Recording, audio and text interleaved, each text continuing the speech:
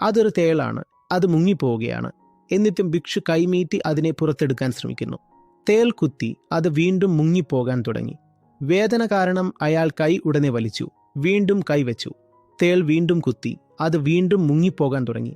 മറ്റൊരാൾ ചോദിച്ചു, അത് നിങ്ങളെ കുത്തുകയാണ്, എന്നിട്ടും നിങ്ങൾ അതിനെ രക്ഷിക്കുകയാണോ? അപ്പോൾ അയാൾ പറഞ്ഞു, അത് അതിൻ്റെ സ്വഭാവമാണ് അനുസരിക്കുന്നത്. ഞാൻ എങ്ങനെ അതിനെ കുറ്റപ്പെടുത്തും? തേളാണെങ്കിൽ കുത്തിയില്ലെങ്കിൽ പിന്നെ എന്തു ചെയ്യും?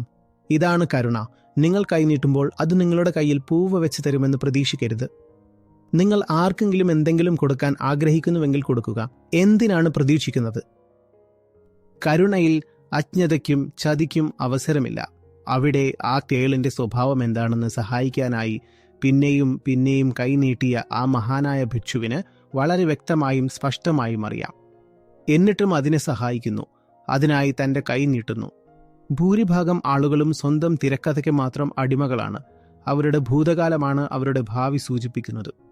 അതെ, നിങ്ങൾക്ക് അവരിൽ നിന്ന് എന്തെങ്കിലും ആവശ്യമുണ്ടാകുമ്പോൾ, നിങ്ങൾ അവരിൽ മനസ്സർപ്പിക്കുമ്പോൾ നിങ്ങൾ പറയും, ഭൂതകാലം എങ്ങനെയായിരുന്നാലും ഭാവിയിൽ അങ്ങനെയാകില്ല എന്ന്. നിങ്ങൾക്ക് ഭാവിയിലും ചതി പറ്റണമെങ്കിൽ ഭൂതകാലത്തെ അവഗണിച്ചിട്ട് ഭാവിയിൽ പ്രതീക്ഷ വെച്ച് ചതിക്കപ്പെടുക. വ്യക്തി മാറുന്നത് ഒരേ ഒരു സാഹചര്യത്തിലാണ്. അയാൾ പ്രകൃതിക്ക് മുകളിൽ ഉയരുമ്പോഴാണത്.